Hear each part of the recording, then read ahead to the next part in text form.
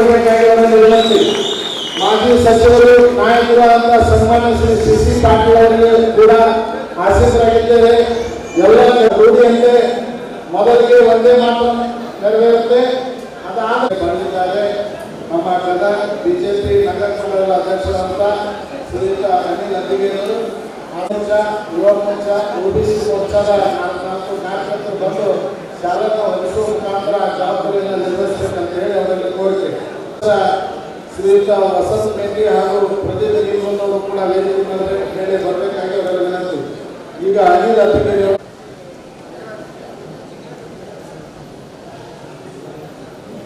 ಗದಗ ಈ ಕಾರ್ಯಕ್ರಮದ ಅಧ್ಯಕ್ಷತೆಯನ್ನು ವಹಿಸಿರ್ತಕ್ಕಂಥ ಜಿಲ್ಲಾಧ್ಯಕ್ಷರು ರಾಜಣ್ಣ ಕುರುಡಿಗೆ ಅವರನ್ನ ತಮ್ಮೆಲ್ಲರ ಪರವಾಗಿ ನಮ್ಮೆಲ್ಲರೂ ಸ್ವಾಗತವನ್ನು ಕೋರ್ತೇನೆ. ಕಾರ್ಯಕ್ರಮದ ಕೇಂದ್ರವಾಗಿರ್ತಕ್ಕಂಥ ನಮ್ಮ ಜನಪ್ರಿಯ ಲೋಕಸಭಾ ಸದಸ್ಯ ಸಿ ಪಾಟೀಲ್ ಸಾಹೇಬರು ಕೂಡ ಸ್ವಾಗತವನ್ನು ಕೋರ್ತೇನೆ. ಅದೇ ತರವಾಗಿ ಇನ್ನೊಬ್ಬ ಶಾಸಕರಾಗಿರ್ತಕ್ಕಂಥ ಕಿರಟಿಯ ಚಂದ್ರನಾಥ ಲಮಾಣಿ ಅವರಾಗಿ ನಮ್ಮ ಹಿರಿಯರಾದ ಕಾಂತಿಲಾಲ್ ಬತ್ತರ್ ಅವರನ್ನು ಕೂಡ ಸ್ವಾಗತವನ್ನು ಕೊಡ್ತೇನೆ. ನಗರಸಭೆಯ ಉಪಾಧ್ಯಕ್ಷರಾದ ಸುನಂದ ಬಾಗಲನ್ನು ಕೂಡ ಸ್ವಾಗತ ಕೊಡ್ತೇನೆ. ಸಿದ್ದಣ್ಣ ಪಟೇಲ್ ಅವರು ಕೂಡ ಸ್ವಾಗತವನ್ನು ಕೊಡ್ತೇನೆ. ಎಲ್ಲರನ್ನೂ ಕೂಡ ಪಕ್ಷದ ಶಾಲನ್ನು ಹೊಂದಿ ಎಲ್ಲರನ್ನೂ ಪರವಾಗಿ ಸ್ವಾಗತವನ್ನು ಕೋರಿ ನನ್ನ ಸ್ವಾಗತವನ್ನು ಕೊಡ್ತೇನೆ. ಶಾಲಾ ಹಾಕುವ ಮೂಲಕ ಸ್ವಾಗತವನ್ನು ಕೋರಿದಂತ ಎಲ್ಲ ಮೋರ್ಚಾಗಳ ಪದಾಧಿಕಾರಿಗಳಿಂದ ಎಲ್ಲ ಕಾರ್ಯಕರ್ತರು ಮುಂದಿನ ಆಸನಗಳಲ್ಲಿ ಬಂದು ಕೂಡಿಕೊಳ್ಳಬೇಕಾಗಿ ಅವರ ವಿನಂತಿ. ಈಗ ನಮ್ಮ ಎಲ್ಲರನ್ನ ಭಾರತ್ ಮಾತಾ ಕಿ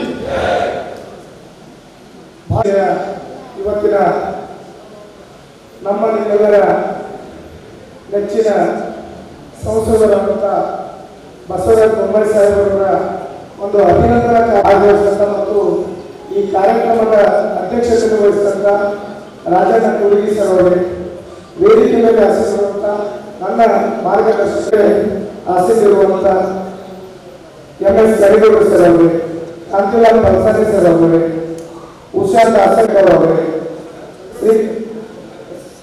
ವೇದಿಕೆ ಮೇಲೆ ಆಸೀನರುವಂಥ ಎಲ್ಲ ಗಣ್ಯಮಾನ್ಯರೇ ಮತ್ತು ಈ ಕಾರ್ಯಕ್ರಮದಲ್ಲಿ ಸೇರಿದಂಥ ನಮಸ್ಕಾರಗಳನ್ನು ಕೂಡಿ ಇವತ್ತಿನ ದಿನ ನಮ್ಮೆಲ್ಲ ಭಾರತೀಯ ಜನತಾ ಪಾರ್ಟಿಯ ಕಾರ್ಯಕರ್ತರಿಗೆ ಒಂದು ಅಭಿನಂದನೆ ಸಲ್ಲಿಸುವಂತಹ ಕಾರಣ ಚುನಾವಣೆಯಲ್ಲಿ ಬಹಳಷ್ಟು ಜನ ನಮ್ಮ ಭಾರತೀಯ ಜನತಾ ಪಾರ್ಟಿಯ ಕಾರ್ಯಕರ್ತರು ಸನ್ಮಾನ್ಯ ಸಿ ಪಾಟೀಲ್ ಬಸವರಾಜ ಬೊಮ್ಮಾಯಿ ಅವರ ಸುಮನ ಹೋರಾಟದಲ್ಲಿ ಸದಾ ಕಾಲ ಜೊತೆಯಲ್ಲಿ ಇದ್ದವರು ಅವರಿಬ್ಬರು.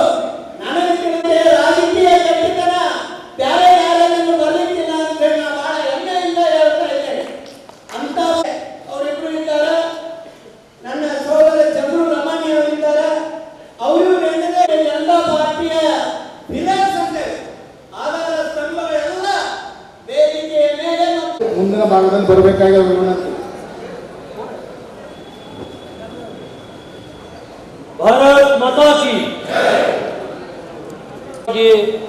ನಮ್ಮೆಲ್ಲರ ನೆಚ್ಚಿನ ನಾಯಕರಾದಂಥ ಸನ್ಮಾನ್ಯ ಶ್ರೀ ಮಾಜಿ ಮುಖ್ಯಮಂತ್ರಿಗಳು ಸಂಸದರಾದಂಥ ಬಸವರಾಜ ಬೊಮ್ಮಾಯಿ ಅವರು ಆಯ್ಕೆ ಆದ ನಂತರ ಅಭಿನಂದನಾ ಕಾರ್ಯಕ್ರಮದ ಸನ್ಮಾನಿತರಾಗಿ ಆಗಮಿಸಿದಂಥ ನಮ್ಮೆಲ್ಲರ ನೆಚ್ಚಿನ ನಾಯಕರು ಬಸವರಾಜ ಬೊಮ್ಮಾಯಿ ಅವರೇ, MS ಸಜೋರ್ ಅವರೇ, ಮೋಹನ್ ಮಾಶೆಟ್ಟಿ ಅವರೇ, ಸಿದ್ದು ಪಲ್ಲೆ ಅವರೇ ಹಾಗೂ ಸಂಗೇಶ್ ಸುನಂದ ಬಾಗಲೇ ಅವರೇ, ನಿರ್ಮಲಾ ಪಳ್ಳಿ ಅವರೇ, ವೇದಿಕೆ ಮೇಲಿರುವ ಎಲ್ಲ ಗಣ್ಯಮಾನ್ಯರೇ ಮತ್ತು ಆಗಮಿಸಿದಂಥ ನಮ್ಮೆಲ್ಲ ಆತ್ಮೀಯ ಕಾರ್ಯಕರ್ತರ ಬಂಧುಗಳಿಗೆ ಒಂದು ಸಣ್ಣ ಕಾರ್ಯಕ್ರಮದಲ್ಲಿ 3 ತಿಂಗಳ ಹಿಂದೆ ಸನ್ಮಾನ್ಯ ಬಸವರಾಜ ಬೊಮ್ಮಾಯಿ ಅವರು ಅಭ್ಯರ್ಥಿ ಘೋಷಣೆ ಆದ ನಂತರ ಒಂದು ದೊಡ್ಡ ನಾಯಕರು ನಮಗೆ ಸಿಕ್ಕಿದ್ದಾರೆ. ಅವರನ್ನು ನಾವು ಎಲ್ಲರೂ ಪ್ರಯತ್ನ ಮಾಡಿ ಅವ್ರನ್ನ ಆರಿಸಬೇಕಂತೇಳಿ ಪ್ರತಿದಿನ ಬಸವರಾಜ ಬೊಮ್ಮಾಯಿ ಅವರು ಮತ್ತೆ ಈ ಹಾವೇರಿ ಸಂಸದರಾಗಬೇಕಂತೇಳಿ ನಾವೆಲ್ಲ ಪ್ರಯತ್ನ ಮಾಡಿದ್ವಿ. ಅದಕ್ಕೆ ಫಲವಾಗಿ ಗದಗದಿಂದ ನಾವು ಸುಮಾರು 10,700 ವೋಟ್ಗಳ ಮತವನ್ನು ನಾವು ನೀಡಿದ್ವಿ. ಇದಕ್ಕೆಲ್ಲ ಕಾರ್ಯಕರ್ತರಾದಂಥ ಎಲ್ಲ ಕಾರ್ಯಕರ್ತರು ಬಹಳ ಸಮಯವನ್ನು ಕೊಟ್ಟಿದ್ದೀವಿ. ಗದಗ ಕ್ಷೇತ್ರ ಬಹಳ ಕಷ್ಟ ಸಮಯದಲ್ಲಿತ್ತು. ಇತ್ತೀಚೆಗೆ ದಿನಮಾನಗಳಲ್ಲಿ ನಾವು ಅನಿರೀಕ್ಷಿತರು ಸುಮಾರು 15,000 ವೋಟ್ಗಳನ್ನು ನಾವು ಸೋತಿದ್ವಿ. ಆದರೆ ಯಾರು ನಿರಾಶರಾಗಿರಲಿಲ್ಲ. ಮತ್ತೆ ನಾವು ಪ್ರಯತ್ನ ಮಾಡ್ತೀವಿ, ಮತ್ತೆ ನಾವು ಮತವನ್ನು ತರ್ತೀವಿ ಅಂತ ಹೇಳಿ ನಾವೆಲ್ಲ ಪ್ರಯತ್ನವನ್ನು ಮಾಡಿದ್ವಿ. ಅದರ ಜೊತೆ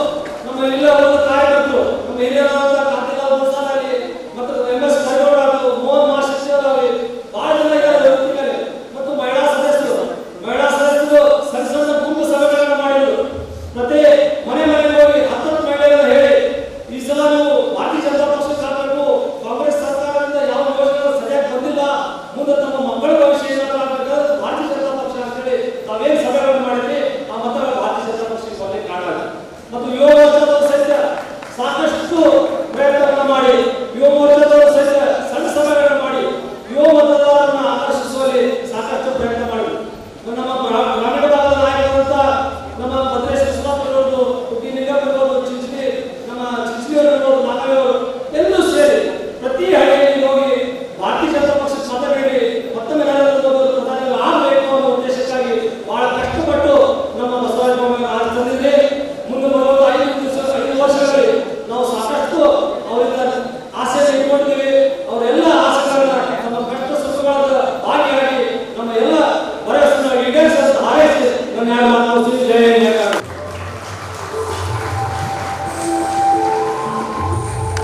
ಸಂಘಟನೆ ಹಾಗೂ ಸಾಮಾಜಿಕ ಸೇವಾ ಕಾರ್ಯಗಳಲ್ಲಿ ಬಾಲ್ಯದಿಂದಲೇ ತಮ್ಮನ್ನ ಸಂಪೂರ್ಣವಾಗಿ ಬದ್ಧತೆ ಮುಖಾಂತರ ತಮ್ಮನ್ನು ತೊಡಗಿಸಿಕೊಂಡಂತ ಮಾನ್ಯ ಬಸವರಾಜ ಬೊಮ್ಮಾಯಿ ಅವರಿಗೆ ನನ್ನೆಲ್ಲರ ಆ ಒಂದು ಅದ್ಭುತವಾದ ಕ್ಷಣವನ್ನು ಅವತ್ತು ಆದಂತ ಒಂದು ಮತದಾನದ ದಿನದಿಂದ ಇಟ್ಕೊಂಡು ಅವತ್ತು ಸುಮಾರು 2.5 ತಿಂಗಳ ಕಾಲ ನಾವು ಆ ರಿಸಲ್ಟ್ಗಾಗಿ ಕಾಯ್ತಾ ಇದ್ದೀವಿ. ಆದರೆ ಆ ರಿಸಲ್ಟ್ನಲ್ಲಿ ಸುಮಾರು 45,000ಕ್ಕೂ ಹೆಚ್ಚು ಮತದಿಂದ ಇವತ್ತು ಭಾರತೀಯ ಜನತಾ ಪಾರ್ಟಿ ಅಭ್ಯರ್ಥಿಯಾದಂಥ ಬಸವರಾಜ ಬೊಮ್ಮಾಯಿ ಸಾಹೇಬರು ಬಹುಮತದಿಂದ ಆಯ್ಕೆಯನ್ನಾಗಿ ನಮ್ಮ ನಿಮ್ಮೆಲ್ಲರ ಕನಸನ್ನ ಇವತ್ತು ಈಡೇರಿಸಲಾಗಿದೆ. ನಾವೆಲ್ಲರೂ ಅಂದ್ಕೊಂಡಿದ್ವಿ, ನಾವೆಲ್ಲರೂ ಖುಷಿಕೊಂಡವರ ಒಂದು ನೂರಿದೆ. ಬಹುಶಃ ಬೊಮ್ಮಾಯಿ ಸಾಹೇಬರು ಕೇಂದ್ರ ಸಚಿವರಾಗ್ತಾರೋ ಎಲ್ಲರೂ ಸಹಿತ ಒಂದು ಕನಸನ್ನ ಕಂಡುಕೊಂಡಿದ್ವಿ. ಮುಂದೆ ಬರುವಂತ ದಿನದಲ್ಲಿ ಆ ಭಗವಂತರಲ್ಲಿ ನಾ ಬೇಡ್ಕೊತೀನಿ. ಯಾಕಂದ್ರೆ ನಮ್ಮ ವಿಶೇಷವಾಗಿ ನಮ್ಮ ಗದಗ ಜಿಲ್ಲೆ ಅಭಿವೃದ್ಧಿ ಆಗಬೇಕಂದ್ರೆ ನಮ್ಮ ಬಸವರಾಜ ಬೊಮ್ಮಾಯಿ ಸಾಹೇಬರು ಮುಂದೆ ಬರುವಂತ ದಿನದಲ್ಲಿ ಆದಷ್ಟು ಬೇಗ ಒಂದು ಕೇಂದ್ರದ ಸಚಿವರಾಗಿ ಆಗಿ ಎಂಬುದು ನಮ್ಮೆಲ್ಲರ ಒಂದು ಬೇಡಿಕೆಯಾಗಿದೆ. ಯಾಕಂದ್ರೆ ಪ್ರತಿಯೊಂದು ಗ್ರಾಮ ಪಂಚಾಯತಿ ಲೆವೆಲ್ಗೆ ನಾವು ಪ್ರಚಾರಕ್ಕೆ ಹೋದಾಗ ನಾವು ಜನರಿಗೆ ಕೇಳ್ಕೊಂಡು ಬಂದ್ರೆ ನಾವು ಮತದಾನ ಮಾಡ್ತಾ ಇರೋದು ಒಬ್ಬ ಸಂಸದರಿಗಲ್ಲ, ಒಬ್ಬ ಕೇಂದ್ರ ಸಚಿವರಿಗೆ ನಾವು ಮತದಾನವನ್ನು ಹಾಕ್ತಾ ಇದ್ದೀವಿ. ನಮ್ಮ ಜನರ ಒಂದು ಆಶೀರ್ವಾದ ಬಹುಶಃ ಮುಂದೆ ಬರುವಂತ ದಿನದಲ್ಲಿ ಅದು ಈಡೇರ್ತದ ಅಂತ ಹೇಳಿ ನಾವು ಅನ್ಕೊಂಡಿದ್ದೀವಿ. ಹಾಗೆ ಆ ಭಗವಂತನು ಸಹಿತ ಆ ಸಮಯಕ್ಕೆ ನಾವು ನೀವು ಕಾಯೋಣ ಅಂತ ತಮ್ಮಲ್ಲಿ ಕೇಳಿಕೊಂಡು ತಾವೆಲ್ಲರೂ ಸಹಿತ ಈ ಸೇರಿದಂತ ಎಲ್ಲ ನಮ್ಮ ಭಾರತೀಯ ಜನತಾ ಪಾರ್ಟಿ ಕಾರ್ಯಕರ್ತರು ತಾವೆಲ್ಲರೂ ಆ 2 ತಿಂಗಳ ಕಾಲ ಬಹಳಷ್ಟು ಶ್ರಮವನ್ನು ವಹಿಸಿ ತಾವೆಲ್ಲರೂ ಮತವನ್ನು ಕೇಳಿ ಇವತ್ತು ಬಸವರಾಜ ಬೊಮ್ಮಾಯಿ ಸಾಹೇಬರಿಗೆ ಆಯ್ಕೆ ಮಾಡಿದ್ದಕ್ಕೆ ತಮಗೆಲ್ಲರಿಗೂ ಹೃತ್ಪೂರ್ವಕ ಅಭಿನಂದನೆಗಳನ್ನು ಸಲ್ಲಿಸಿ ನಾನು 2 ಮಾತನ್ನು ಮುಗಿಸ್ತಾ ಇದ್ದೀನಿ. ನಡೆಯುವ ಮತ್ತು ನೋವಿನ ಚುನಾವಣೆ ನಡೆದಿದೆ. ನಡೆಯುವಂತ ಗೆದ್ದು ಅನ್ನುವಂಥ ಒಂದು ಸಂತೋಷ, ನೋವು ಅಂದ್ರೆ ನಿರೀಕ್ಷೆ ಮಾಡಿದಂಥ ನೀರು ಬರಲಿಲ್ಲ ಅನ್ನುವಂಥ ನೋವು.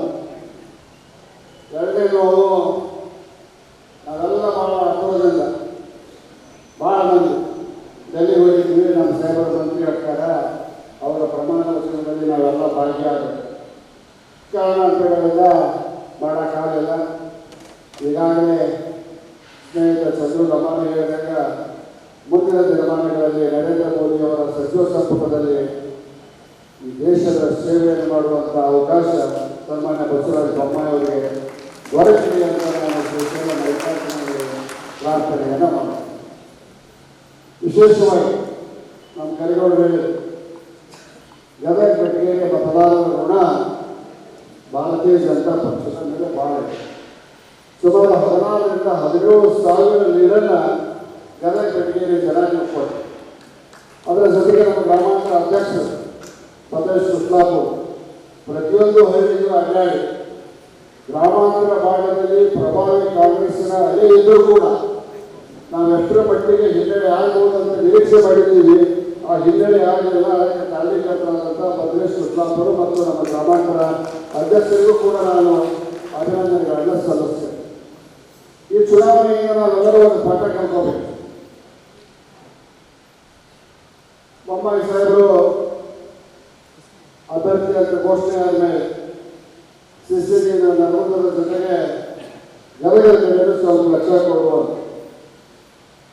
ನಾನು ಕೂಡ ಲಕ್ಷ್ಯ ಕೊಟ್ಟು ಬಹುತೇಕ ಅರಿಯುವುದ್ರ ಮೇಲೆ ಬಹುತೇಕ 90% ಸಮಯವನ್ನು ನಾನು ನರಗುಂದಕ್ಕಿಂತ ಇಲ್ಲೇ ಕಳೆದೆ. ನನ್ನ ಮಗ ನರಗುಂದದ ಉಸ್ತುವಾರಿಯನ್ನು ನೋಡ್ಕೊಂಡು ಹೊಸ ಒಂದು ಪ್ರಯೋಗವನ್ನು ಮಾಡಬೇಕಾದಂಥ ಅನಿವಾರ್ಯತೆ ಇದೆ.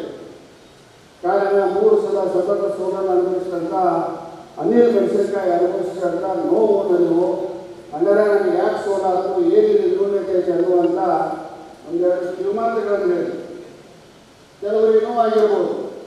ಆ ಅನಿಲ್ ಮೆಣಸಿನಕಾಯಿ ಹೇಳಿದಂಥ ಕೆಲವೊಂದು ನೋವು ಯಾವ ಸತ್ಯಕ್ಕೆ ಸಮೀಪಿತ್ತು ಅವನನ್ನು ನಾನು ಅಳವಡಿಸಿಕೊಂಡು ಹಲವಾರು ಹಿಂದಿನ ಚುನಾವಣೆಗಳಿರ್ತಕ್ಕಂಥ ಪ್ರಯೋಗಗಳ ಬದಲಾಗಿ ಹೊಸ ಪ್ರಯೋಗವನ್ನು ನಾವು ಮಾಡಿ ಸುಮಾರು ಒಂದು 17,000 ನೀರು ನಮಗೆ ಬೆಲೆಗಳಿಸಿದೆ.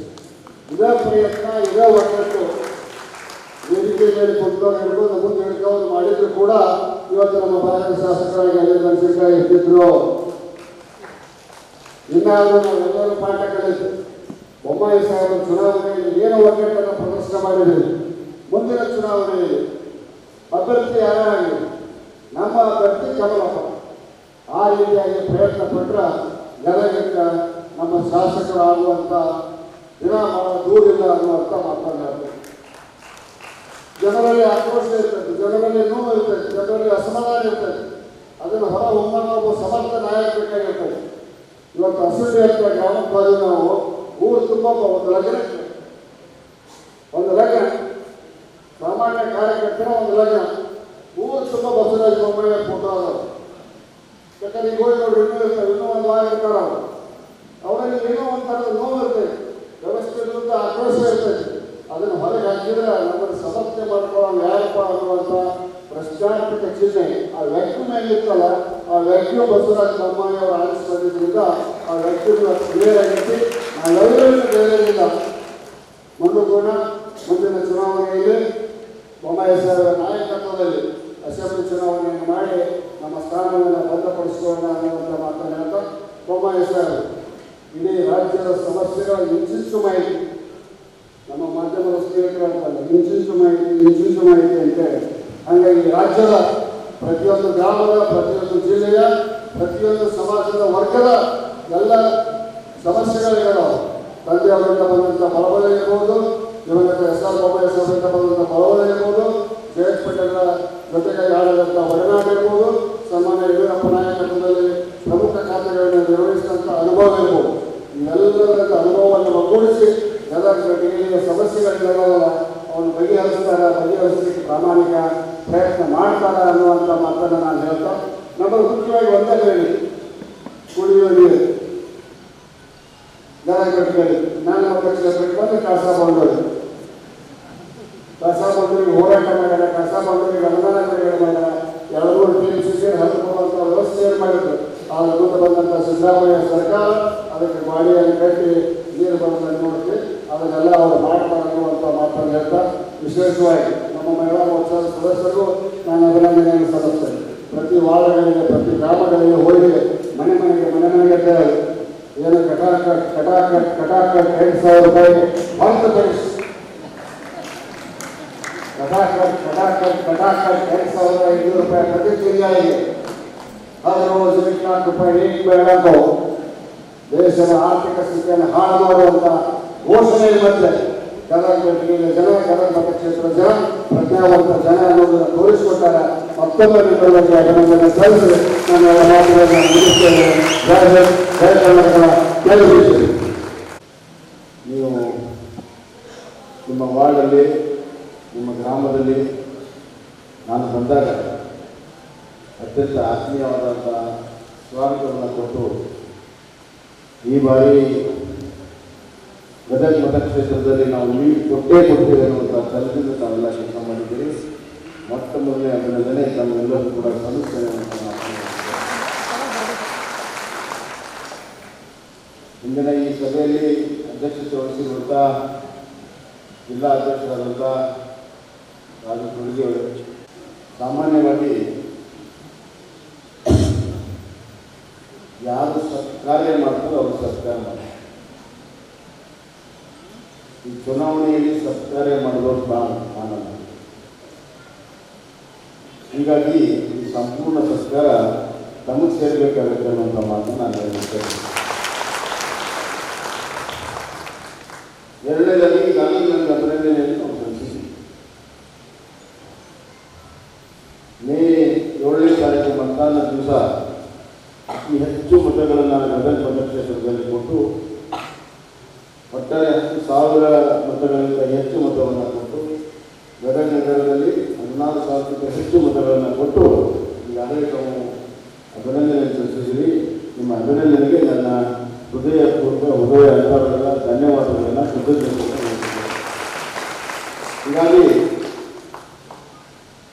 ಈ ಒಂದು ಅಭಿನಂದನೆ ಸಮಾರಂಭ ಗದಗ ಮತಕ್ಷೇತ್ರದ ಮಹಾಜನತೆಗೆ, ತಾಯಂದಿರಿಗೆ, ಯುವಕರಿಗೆ, ದೀನ ದಲಿತರಿಗೆ, ಹಿಂದೂ ವರ್ಗದವರಿಗೆ, ರೈತರಿಗೆ, ಎಲ್ಲ ವೃತ್ತಿಯ ಬಾಂಧವರಿಗೆ ಮತ್ತು ವಿಶೇಷವಾಗಿ ನಮ್ಮ ಎಲ್ಲ ಹಿರಿಯ ಅನುಭವಿ ಕಾರ್ಯಕರ್ತರಿಗೆ, ಪುರಸಭಾ ಸದಸ್ಯರಿಗೆ ಸೇರ್ತದೆ ಅನ್ನೋ ಮಾತನ್ನು ನಾನು ಹೇಳಲಿಕ್ಕೆ ಬಂಧುಗಳೇ, ಲೋಕಸಭಾ ಚುನಾವಣೆ ಆಗಿದೆ. ದೇಶದ ಮಹಾಜನತೆಯ ಅಭಿಲಾಷದಂತೆ ಮತ್ತೊಮ್ಮೆ ನರೇಂದ್ರ ಮೋದಿಜಿಯವರು ಈ ದೇಶದ 3ನೇ ಬಾರಿ ಪ್ರಧಾನಮಂತ್ರಿ ಆಗಿದ್ದಾರೆ. ಯಾರೋ ಒಬ್ಬ ಪತ್ರಕರ್ತ ದಿಲ್ಲಿಯಲ್ಲಿ ನಾನು ಕೇಳಿದೆ, मोदी जी आपको मंत्रिमंडल में स्थान नहीं मिला है, इसलिए आपको खेद है, दुख है। देखो, हमारा पूरा इरादा, मकसद नरेंद्र मोदी जी को तीसरी बार प्रधानमंत्री बनना था, हो गया है। इससे ज़्यादा किसी बात और कुछ नहीं है. ನರೇಂದ್ರ ಮೋದಿ 3ನೇ ಬಾರಿ ಮುಖ್ಯಮಂತ್ರಿ ಆಗಬೇಕು ಅಂತ ನಮ್ಮ ಸಂಕಲ್ಪ ಹೇಳಿದೆ. ಇದಕ್ಕಿಂತ ಸಂತೋಷ ಇನ್ನೊಂದು ಯಾವುದೂ ಇಲ್ಲ ಅಂತ ಹೇಳಿ. ಯಾಕಂದ್ರೆ ಈ ಚುನಾವಣೆ ದೇಶಕ್ಕಾಗಿ ನಡೆದಿದೆ. ನಾವೊಂದು ನಿಮಿತ್ತ ಮಾತ್ರ, ನಾನೊಬ್ಬ ನಿಮಿತ್ತ ಮಾತ್ರ.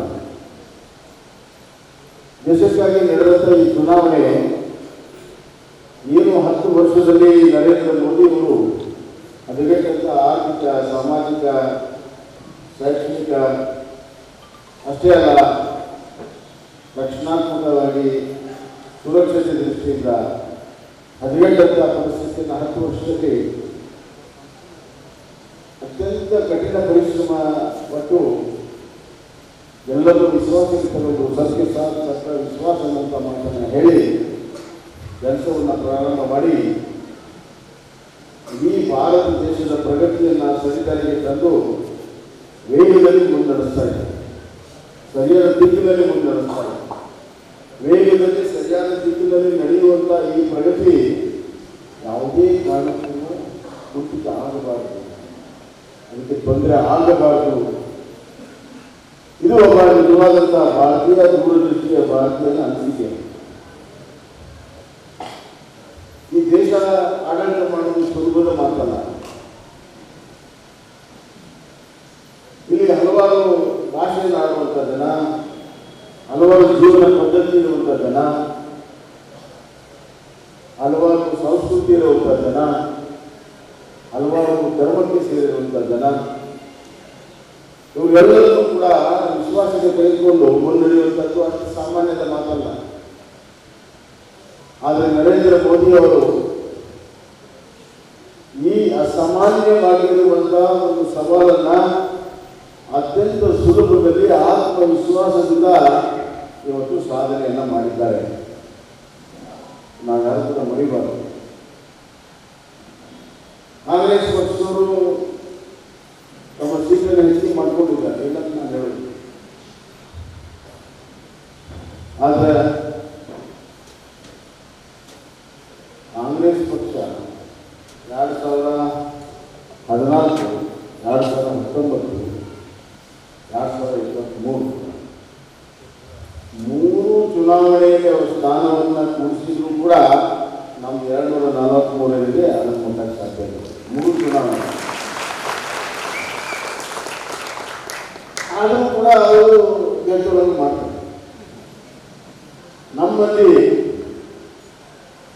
ಎಲ್ಲ ಇಡೀ ಪಕ್ಷಗಳ ಒಟ್ಟು ಸಂಖ್ಯೆಗಿಂತ ಹೆಚ್ಚು ನಮ್ಮ ಬಿಜೆಪಿ ಬಂದರೂ ಕೂಡ ಏನೋ ಹೆಚ್ಚಾಗಿದೆ ಅನ್ನೋದು ನಾವು ಮಾಡ್ತೀವಿ. ಯಾಕಂದ್ರೆ ನಮ್ಮ 303 ಇತ್ತು, ಕಮ್ಮಾಗಿದೆ ಅಂತ ನಮ್ಮ ಕಾಂಗ್ರೆಸ್ ಹೆಂಗಾದಪ್ಪ ಅಂತಂದ್ರೆ ನಮ್ಮ ಹೆಸರು ಹೇಳ್ಬೇಕಾದ್ರೆ ಪಕ್ಕದ ಮನೆಯ ಗಂಟು ಹೊಡೆದ್ರೆ ಇವರು ಬೇರೆ ಕೊಡ್ತಾರೆ.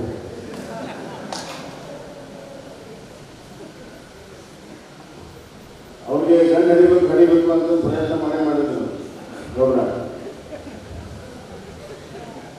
ಆಗಲಿಲ್ಲ. ಆದರೂ ಒಮ್ಮೆ ಬೇರೆ ಕೊಡ್ಬೇಕಲ್ಲ, ನಾವು ಒಮ್ಮೆ ಬೇರೆ ಕೊಡ್ಬೇಕು. ಪಕ್ಕದ ಮನೆಯವ್ರು ಗಂಡು ಹೊರಬೇಕು, ಇದೇ ಚಾನ್ಸ್ ಮತ್ತೆ ಚಾನ್ಸ್ ಸಿಗಲಿಕ್ಕೆ ನಾನು ಹೇಳಿ ಬೇಡ. ಹಂಗೆ ಕಾಂಗ್ರೆಸ್ ಪಕ್ಷ ಇದೇ ಅತಿ ಹೆಚ್ಚು ಬಂದಿರೋದು. ಮತ್ತು ಮುಂದಿನ ಸಲ ಮತ್ತು ಒಂದು 35-40 ಹೇಳ್ತಿದ್ದೀವಿ ಬಂದಿದೆ. ಆದರೆ ಒಂದು ಜವಾಬ್ದಾರಿಯಿಂದ ಬಂದಂತ ವಿರೋಧ ಪಕ್ಷ ಪ್ರಜಾಪ್ರಭುತ್ವದಲ್ಲಿ ಬೇಕು. ಆದರೆ ಅತ್ಯಂತ ಬೇಜವಾಬ್ದಾರಿ ವರ್ತನೆಯನ್ನು ನಾನು ನೋಡಿದ್ದೇನೆ. ಅವರೆಲ್ಲ ಮೊದಲನೇ ದಿವಸ ಮೆಂಬರ್ ಪ್ರಮಾಣವಚನ ಸಂವಿಧಾನ ಇಟ್ಕೊಂಡು ಬಂದರು. ನಾನು ಒಬ್ಬ ಕಾಂಗ್ರೆಸ್ ಅಂತ ಕೇಳಿದೆ, ಇದೇನು ಬುಕ್ಕು ಅಂತ, ಕಾನ್ಸ್ಟಿಟ್ಯೂಷನ್ ಬುಕ್ಕು ಅಂತ. ಒಳಗಡೆ ಏನಿದೆ ನೋಡಿ ಏನೋ ನಾನು ನೋಡಿದ್ರಿ. ನಮ್ಮ ಕಾನ್ಸ್ಟಿಟ್ಯೂಷನ್ ಇಷ್ಟ ಸಣ್ಣದೈತೆ ಅಂತ ತಿಳ್ಕೊಂಡಿರಲಿಲ್ಲ ಅಂತ ಇಲ್ಲಿ ನಾನು ಒಳ್ಳೆ ಕಾನ್ಸ್ಟಿಟ್ಯೂಷನ್ ನೋಡಿಲ್ಲ. ಸಂವಿಧಾನಕ್ಕೆ ಅತಿ ಹೆಚ್ಚು ದ್ರೋಹ ಮಾಡಿರುವಂಥ ಯಾವುದಾದ್ರೂ ಪಕ್ಷ ಇದ್ರೆ ಅದು ಕಾಂಗ್ರೆಸ್. ನಾನು ಗದಗಿನ ಸಭೆಯಲ್ಲಿ ನಾನು ವಿವರವಾಗಿ ಹೇಳಿದ್ದೆ. ಮೊನ್ನೆ ಜೂನ್ 25ಕ್ಕೆ 50 ವರ್ಷ ಆಯ್ತು. ಸ್ವತಂತ್ರ ಬಂದು ಇತಿಹಾಸದಲ್ಲಿ ಸಂವಿಧಾನವನ್ನು ತಿರುಚಿ ಪ್ರತಿಯೊಬ್ಬರ ವ್ಯಕ್ತಿಯ ಸ್ವತಂತ್ರವನ್ನು ಹರಣ ಮಾಡಿ ಪ್ರತಿಯೊಬ್ಬರಿಗೂ ವಾಕ್ ಸ್ವಾತಂತ್ರ್ಯವನ್ನು ಸಂಪೂರ್ಣವಾಗಿ ನಿಷ್ಕ್ರಿಯಗೊಳಿಸಿ ಎಲ್ಲ ವಿರೋಧ ಪಕ್ಷಗಳನ್ನು ಜೈಲಿಗೆ ಹಾಕಿ 5 ವರ್ಷಕ್ಕೊಮ್ಮೆ ನಡೆಯುವಂತ ಪಾರ್ಲಿಮೆಂಟ್ ಚುನಾವಣೆಯನ್ನ 1 ವರ್ಷ ಮುಂದೆ ದೂಡಿ ಎಲ್ಲಾದ್ರೂ ಕೇಳಿಲ್ಲ. ಪತ್ರಿಕೆಗಳ ಮೇಲೆ ಸಮರವನ್ನ ಸಾರಿ ಇವರು ಕೇಳಿ ಪ್ರಿಂಟ್ ಮಾಡಬೇಕು. ಆ ರೀತಿಯ ಒಂದು ಕಾಳವಾದ ಘಟನೆಗಳನ್ನು ನಾವು ನೋಡಿದ್ದೇವೆ, ಅನುಭವಿಸ್ತೇವೆ. ಅವರು ಸಂವಿಧಾನ ಇಟ್ಕೊಂಡು ಶಾಬಾನ ಬಂದ ಒಂದು ಕೇಸ್ ಆಗಿತ್ತು ಸುಪ್ರೀಂ ಕೋರ್ಟ್. ಏನೋ ಶಾಬಾನ ಕೇಸ್, ಒಬ್ಬ ಅಲ್ಪಸಂಖ್ಯಾತ ಮಹಿಳೆಗೆ ಅವರಿಗೆ ವಿಚ್ಛೇದನೆ ಆದಾಗ ಅವರಿಗೆ ಪ್ರತಿ ತಿಂಗಳು ಅವರ ಜೀವನಕ್ಕೆ ಇಂದಿಷ್ಟು ಹಣ ಕೊಡಬೇಕು. ಕನ್ನಡ ಅಲ್ಲಲ್ಲ, ಅದಾದ ಕನ್ನಡ ಭಾಷೆ ಏನಾಗ್ತದೆ, ಅದು ಇನ್ನೊಂದು ಹೇಳ್ತದೆ, ಕೊಡುಗೆನ ಕೊಡುಗೆ ಕೊಡಬೇಕು. ಏನು ತಪ್ಪೈತ್ರಿ ಪಾಪ ಹೆಣ್ಮಗಳು ಮದುವೆಯಾಗಿ ರಸ್ತೆ ಕೊಡ್ಬೇಕ, ಕೊಡುಗೆ ಕೊಡಬೇಕು ಅಂತ ಸುಪ್ರೀಂ ಕೋರ್ಟ್ ಆದೇಶ ಮಾಡಿ ಎಲ್ಲರೂ ಹೇಳಿದ್ರು. ಇದು ನಮ್ಮ ಧರ್ಮದ ವಿರುದ್ಧ, ನಮ್ಮ ಧರ್ಮದ ವಿರುದ್ಧ. ರಾಜೀವ್ ಗಾಂಧಿ ಪ್ರಧಾನಮಂತ್ರಿ, ಅರೆ ನಿಮ್ಮ ಧರ್ಮ ಕಾನ್ಸ್ಟಿಟ್ಯೂಷನ್ನೇ ಬದಲಾವಣೆ ಮಾಡೋಣ ಅಂತ ಹೇಳಿ ಕಾನ್ಸ್ಟಿಟ್ಯೂಷನ್ ತಿದ್ದುಪಡಿ ಮಾಡಿ ಇವತ್ತು ಆ ಬಡ ಮುಸಲ್ಮಾನ ಹೆಣ್ಮಗಳಿಗೆ ಸಿಗುವಂತ ಕೋಟಿಗೆಯನ್ನು ಕೂಡ ನಿಲ್ಲಿಸುವಂತ ಕೆಲಸ ಕಾಂಗ್ರೆಸ್ ಪಕ್ಷ ಯೋಚನೆ ಮಾಡಿ ಸಂವಿಧಾನವನ್ನು ಹೆಂಗ್ ಬೇಕಂತ ತಿರುಚುವಂತ ಕೆಲಸ ಕಾಂಗ್ರೆಸ್ ಮಾಡಿ ಈಗ ನಮ್ಮ ದಲಿತ ಬಂಧುಗಳಲ್ಲಿ ಒಂದು ಭಯ ಮೂಡಿಸುವಂತ ಪ್ರಯತ್ನ ಮಾಡಿದೆ. ಸಂವಿಧಾನ ಬದಲಾವಣೆಗೆ ರಿಸರ್ವೇಷನ್ ಹೋಗುತ್ತೆ. ಇವತ್ತು ರಿಸರ್ವೇಷನ್ ಅನ್ನ ಮುಂದುವರಿಸೋದಕ್ಕೆ ಯಾರಾದರೂ ಅದಕ್ಕೆ ಚಿಕ್ಕ ಹೆಜ್ಜೆಯಲ್ಲಿ ಇಟ್ಟಿದ್ರೆ ಅಟಲ್ ಬಿಹಾರಿ ವಾಜಪೇಯಿ ಅವರು, ನರೇಂದ್ರ ಮೋದಿ ಅವರು ಅಂತ ಮಾತ್ರ ನಾನು ಕರ್ನಾಟಕದಲ್ಲಿ ರಿಸರ್ವೇಷನ್ ಅನ್ನ ಹೆಚ್ಚಿಗೆ ಮಾಡಿರುವಂತ ಎಸ್ಸಿಗೆ 15 ಇದ್ದಿದ್ದು 17, ಎಸ್ಟಿಗೆ 3 ಇದ್ದಿದ್ದು 7 ಮಾಡಿರುವಂತ ಯಾವ್ದಾದ್ರು ಪಕ್ಷ ಸ್ವತಂತ್ರ ಬಂದ ಮೇಲೆ ಭಾರತೀಯ ಜನತಾ ಪಕ್ಷ ಯಾವುದಾದ್ರೂ ಸರ್ಕಾರ ಇದ್ದರೆ ಅದು ನಿಮ್ಮ ಬಸವರಾಜ ಬೊಮ್ಮಾಯಿ ಸರ್ಕಾರ ಅಂತ ರಿಸರ್ವೇಷನ್ ಹೆಚ್ಚಿಗೆ ಮಾಡೋರು ಸಂವಿಧಾನ ಬದಲಾವಣೆ ಮಾಡ್ತಾರೆ. ಈ ಥರ ಬರೀ ಸುಳ್ಳನ್ನ 100 ಬಾರಿ ಹೇಳಿ ಸತ್ಯ ಮಾಡುವಂಥ ಪ್ರಯತ್ನ ಕಾಂಗ್ರೆಸ್ ಪಕ್ಷ ಮಾಡಿದೆ. ಈಗೂ ಕೂಡ ಬಂದು ವರ್ಷ ಇದೆ. ಆದರೆ ಎಲ್ಲರೂ ಎಲ್ಲ ಸಂದರ್ಭದಲ್ಲಿ ಮೋಸ ಮಾಡೋಕ್ಕೆ ಸಾಧ್ಯ ಇಲ್ಲ. ಹೀಗಾಗಿ ಬರುವಂಥ ಜನರಿಗೆ ನೋಡಿ, ಕರ್ನಾಟಕದಲ್ಲಿ ಒಂದೇ ವರ್ಷದಲ್ಲಿ ಅವ್ರು ಮಾಡಿ ಬಯಲಾಗಿದೆ. ಏನು ಗ್ಯಾರಂಟಿ ಮೇಲೆ ಅವರ ಅವಲಂಬನೆ, ಗ್ಯಾರಂಟಿನೇ ನಮ್ಗೆ ಗೆಲ್ಲಿಸ್ತದೆ. ಏನಾಗಿ ಯಾಕೆ ಗ್ಯಾರಂಟಿ ಗೆಲ್ಲಿಸ್ತಿಲ್ಲ? ಒಂದು ಕಡೆ ಕೊಟ್ಟು ಇನ್ನೊಂದು ಕೈ ಕಸ್ಕೊಂಡು ಇವತ್ತು ನಮ್ಮ ಬದುಕು ದುಬಾರಿ ಆಗಿದೆ, ನಮ್ಮ ದುನಿಯಾ ದುಬಾರಿ ಆಗಿದೆ. ಕಾಂಗ್ರೆಸ್ ಆಡಳಿತದಲ್ಲಿ ಜನಸಾಮಾನ್ಯರ ಕಷ್ಟ ಅವ್ರಿಗೆ ಗೊತ್ತಾಗ್ತದೆ. ಪೆಟ್ರೋಲ್ ಡೀಸೆಲ್ ಹೆಚ್ಚಾದರೆ ಜೀವನದ ಪ್ರತಿಯೊಂದು ಹಂತದಲ್ಲಿ ಬೆಲೆ ಹೆಚ್ಚನ್ನು ನಾವು ನೋಡಬೇಕಾಗ್ತದೆ. ಆಟೋ ರಿಕ್ಷಾದಿಂದ ಹಿಡಿದು ಹೋಟೆಲ್ ತಿಂಡಿವರೆಗೂ, ಕಾಳು ಕಡಿ ಅಂಗಡಿಯಿಂದ ಹಿಡಿದು ಬಟ್ಟೆ ಅಂಗಡಿವರೆಗೂ ಎಲ್ಲ ದರಗಳು. ಗೊಬ್ಬರದ ಬೆಲೆ ಹೆಚ್ಚು ಮಾಡಿದ್ರಿ, ರೈತರ ಬೀಜದ ಬೆಲೆ ಹೆಚ್ಚು ಮಾಡಿದ್ರಿ. ರೈತರ ಪರಿಸ್ಥಿತಿ ಅಂತೂ ಬಹಳ ಗಂಭೀರವಾಗಿದೆ. ಸರ್ಕಾರದಲ್ಲಿ ಅತಿ ಹೆಚ್ಚು ಆತ್ಮಹತ್ಯೆಗಳು ಈ ಸರ್ಕಾರದಲ್ಲಿ ಆಗ್ತವೆ. ನಾವು ರೈತರಿಗೆ ವಿದ್ಯಾರ್ಥಿ ವೇತನ ಮಾಡಿದ್ವಿ, ನೇಕಾರರಿಗೆ ಮಕ್ಕಳಿಗೆ ವಿದ್ಯಾರ್ಥಿ ವೇತನ ಮಾಡಿದ್ವಿ, ಮೀನುಗಾರರ ಮಕ್ಕಳಿಗೆ ವಿದ್ಯಾರ್ಥಿ ವೇತನ ನಾವು ಮಾಡಿದ್ವಿ. ಎಲ್ಲಾನು ನಿಲ್ಲಿಸಿದ್ವಿ. ರೈತರ ಕಡೆ ಯಾಕಿಷ್ಟು ಅಲರ್ಜಿ ಅಂತ ನನಗೆ ಗೊತ್ತಿಲ್ಲ. ಬರಗಾಲ ಪರಿಹಾರ ಕೊಡಲಿಲ್ಲ. ನಮ್ಮ ಕಾಲದಲ್ಲಿ ಹೇಳಿಕೊಟ್ಟು ಪರಿಹಾರ ಕೊಟ್ಟು ನಾವು ಪ್ರವಾಹ ಬಂದಂಥ ಸಂದರ್ಭದಲ್ಲಿ ಕೇಂದ್ರ ಸರ್ಕಾರ 6,300 ಕೊಡುವಲ್ಲಿ ನಾವು 13,600 ರೂಪಾಯಿನ ಒಣ ಲಕ್ಷ ಕೊಡ್ತೀವಿ. ನೀರಾವರಿಗೆ ಅವರು 15,000 ಕೊಟ್ಟರೆ ನಾವು 25,000 ಕೊಡ್ತೀವಿ. ತೋಟಗಾರಿಕೆಗೆ 28,000 ಕೊಡ್ತೀವಿ.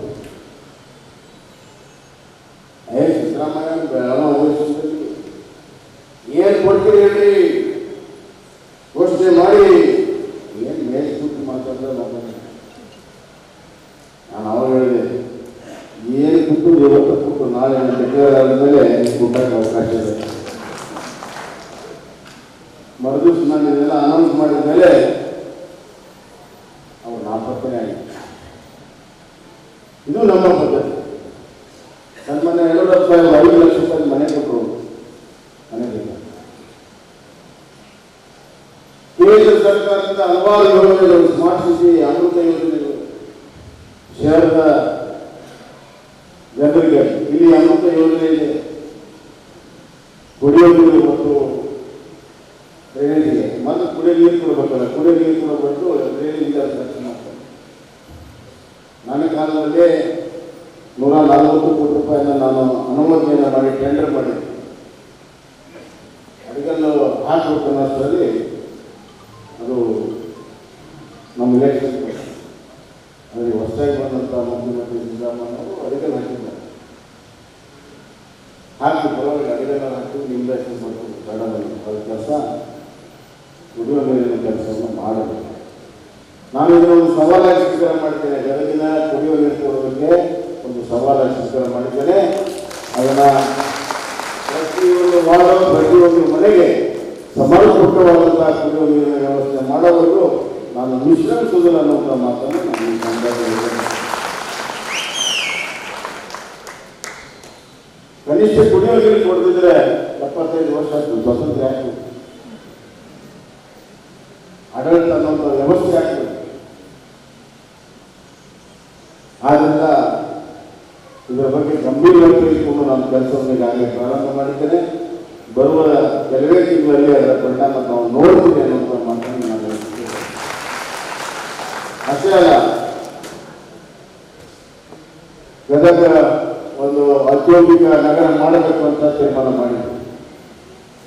ಈಗಾಗಲೇ ಕೆಲವು ಉದ್ಯೋಗಪತಿಗಳ ಹತ್ರ ನಾನು ಮಾತಾಡಿದೆ. ಅವರು ಕೆಲವು ವಿಚಾರಗಳನ್ನು ನನಗೆ ಹೇಳಿದ್ದಾರೆ. ಇಲ್ಲಿ ಭೂಮಿ ಮತ್ತು ಇತರ ವಿಚಾರ, ನೀರಿನ ವಿಚಾರಗಳನ್ನು ಹೇಳಿದ್ದಾರೆ. ಅದೆಲ್ಲ ವ್ಯವಸ್ಥೆಗಳನ್ನ ಮಾಡಿದರೆ ಖಂಡಿತವಾಗಿ ನಾವು ಬರ್ತೀವಿ ಅನ್ನೋಂಥ ಆಶ್ವಾಸನೆ ಕೂಡ ಕೊಟ್ಟಿದ್ದಾರೆ. ಬರುವಂತಹ ದಿನಗಳಲ್ಲಿ ಒಂದು ದೊಡ್ಡ ಕೈಗಾರಿಕೆ ನಗರವಾಗಿ ಗದಗನ್ನ ಪರಿವರ್ತನೆ ಮಾಡ್ತೇವೆ ಅಂತ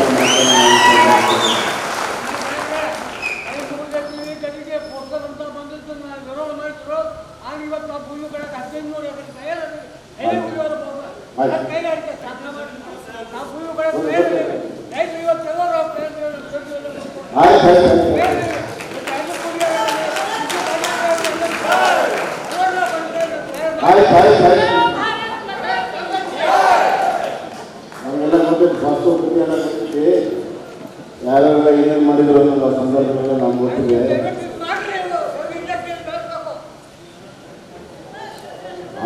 ಈ ಬೆಳೆ ನೀವು ಅವಾಗ ತೋರಿಸಬೇಕಾಗಿತ್ತು. ಮಾಡೋದ್ರಿಂದ ಅವಾಗ ಹೋದ್ರು ವಾಸ್ತವ ಬೆಳೆಗಳು ಹೊಡೆಯಕ್ಕೆ ಹೋಗಿದ್ರು. ಹೊಸದಾಗಿ ಬರ್ತಾರ ಅವರ ಸಂದರ್ಭದಲ್ಲಿ ನೀವು ಸರ್ಕಾರ ಕೊಡ್ರಿ, ಕಂಟಿನ್ಯೂ ಮಾಡೇ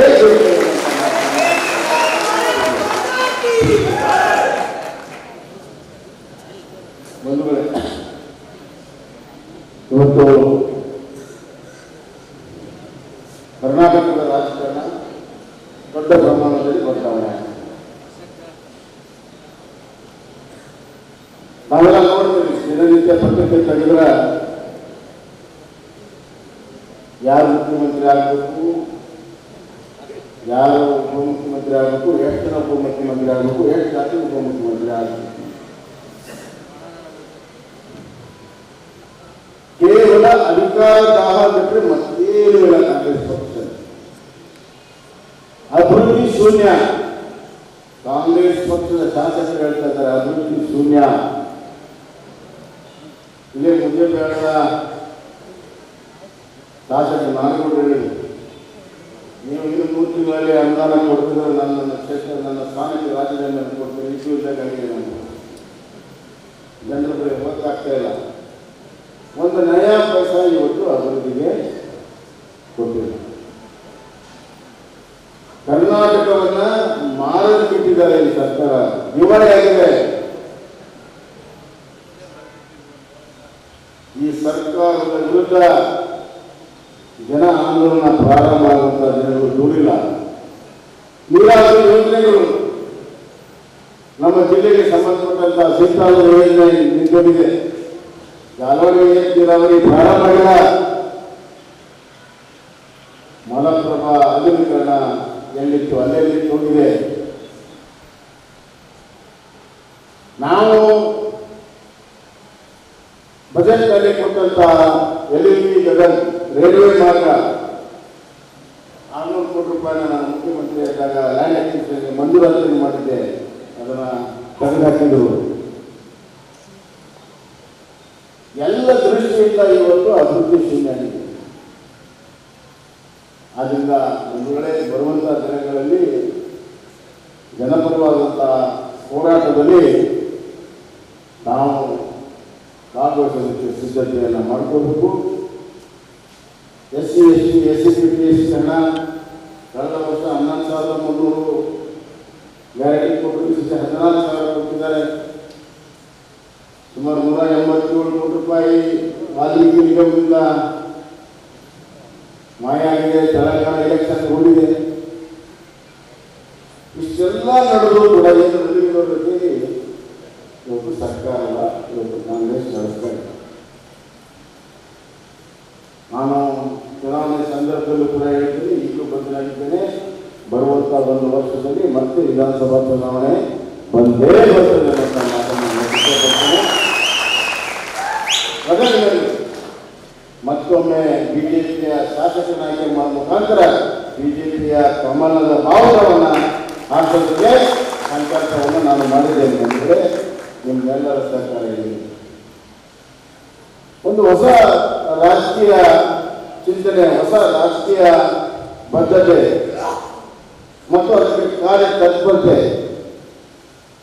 ಸರಿಯಾದಂತಹ ಮಾರ್ಗದಲ್ಲಿ ನಾವು ಹೋಗೋಣ.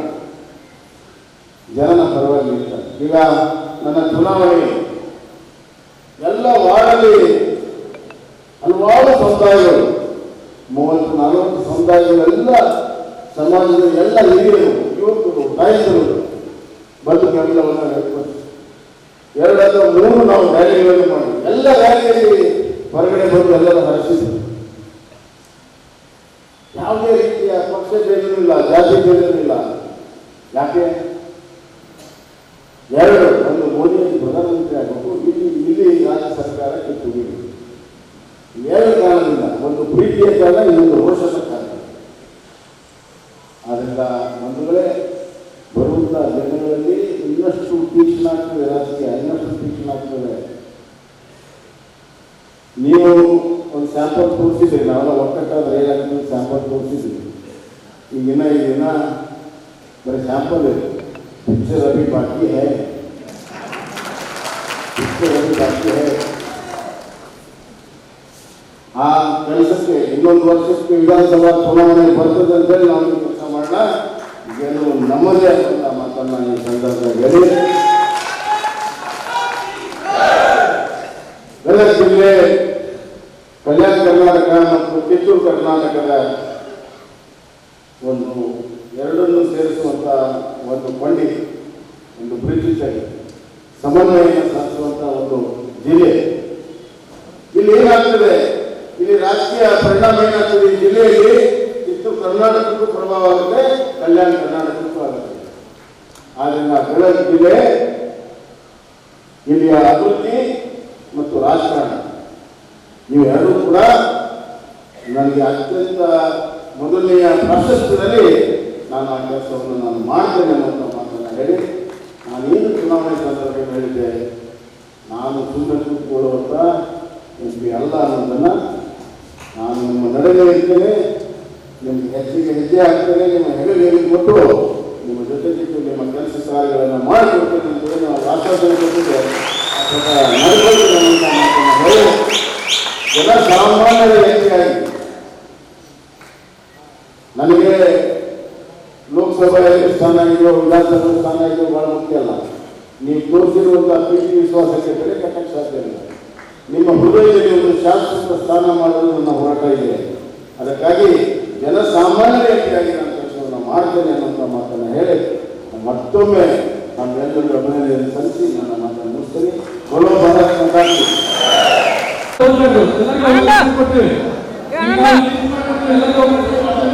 ಈಗ ಪದಾಧಿಕಾರಿಗಳಿಂದ ಸನ್ಮಾನ ಕಾರ್ಯಕ್ರಮ ಬಸವರಾಜ ಬೊಮ್ಮಾಯಿಗೆ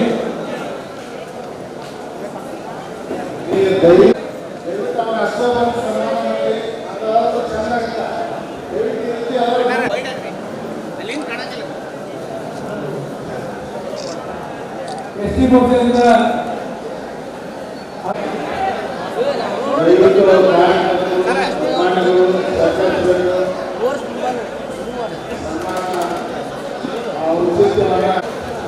ಕಾಂತಿಲಾಲ್ ಕನ್ಸಾಲಿ ಅವರಿಂದ ಸನ್ಮಾನ, ಶ್ರೀಯುತ ಮೋಹನ್ ಮಹಾಶಕ್ತಿ ಅವರಿಂದ ಸನ್ಮಾನ, ಗದಗ ಜಿಲ್ಲಾ ಮಾಜಿ ಸೈನಿಕರ ಸಂಘದ ಅಧ್ಯಕ್ಷರು ಮತ್ತು ಪದಾಧಿಕಾರಿಗಳಿಂದ, ಅದೇ ತರನಾಗಿ ವಾರ್ಡ್ ನಂಬರ್ 11 ವಿವೇಕಾನಂದ ನಗರದ PK ಗುರುಮಠ್ ಅವಿನಾಶ್ ಮಹಮೂದಿ ಅವರಿಂದ, ಅಶ್ವಿನಿ ಕವಿತಾ ಮಾಜಿ ಮಹಿಳಾ ಮೋರ್ಚಾ ಅಧ್ಯಕ್ಷರು ವಾರ್ಡ್ ನಂಬರ್ 32 ಅವರಿಂದ ಕೂಡ ಸನ್ಮಾನ, ರಮೇಶ್ ಅದ್ವಿತಾ ಅವರಿಂದ ಸನ್ಮಾನ, ಜಿಲ್ಲಾ ಮಹಿಳಾ ಮೋರ್ಚಾ ವತಿಯಿಂದ ಸನ್ಮಾನ, ಜಿಲ್ಲಾ ಅಲ್ಪಸಂಖ್ಯಾತರ ಮೋರ್ಚಾ ವತಿಯಿಂದ ಸನ್ಮಾನ, ಭರಪ್ಪ ಗೋಪಾಲ್ ಹಾಗೂ ಬಸವನವರ ಸುರೇಶ್ ಗೌಡ ಪದ್ಧತಿಯವರಿಂದ ಸನ್ಮಾನ, ಸನ್ಮಾನ,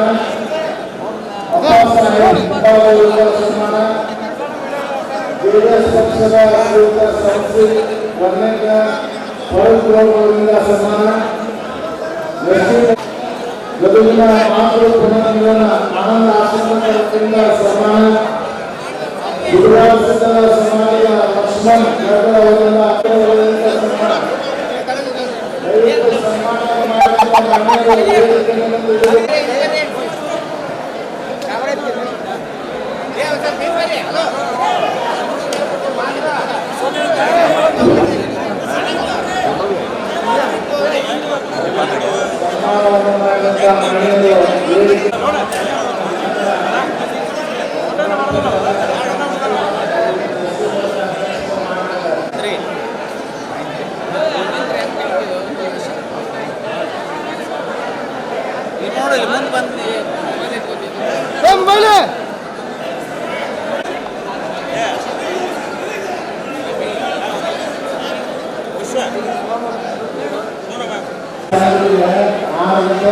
ಸಮಯ ಐತಿ ನಿಮ್ಮ ಜೊತೆ ಯಾಕಂತ ಬಂದಾರ ಆ ಕಾರಣಕ್ಕಾಗಿ ದಯವಿಟ್ಟು ಎಲ್ಲರ ಶಿಸ್ತಿನಿಂದ ಅವರಿಗೆ ಸನ್ಮಾನ ಮಾಡಬೇಕು ದಯವಿಟ್ಟು ಸನ್ಮಾನ ಮಾಡಿ ಮಾಡ್ಕೊಳ್ಳುವ ಸನ್ಮಾನ ಮಾಡಿ ದಯವಿಟ್ಟು ಪ್ರೋಗ್ರಾಮಕ್ಕೆ ದಾರ ಏರ್ಪಡಿಸ್ತೀವಿ.